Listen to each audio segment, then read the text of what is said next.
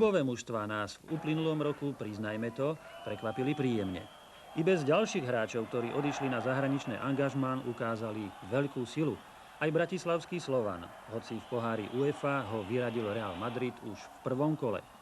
Po nešťastnej chvíľovej ruke premenil v 13. minúte nariadenú penaltu Španiel Michel.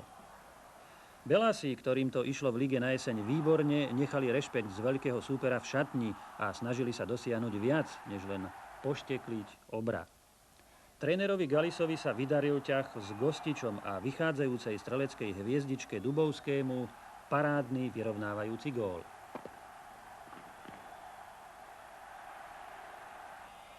Real napokon vďaka Butragéňovi vyhral 2-1 a po domácej remíze postúpil, no Slovan sa stal doma jesenným majstrom s rekordným počtom 28 bodov v celej histórii ligy.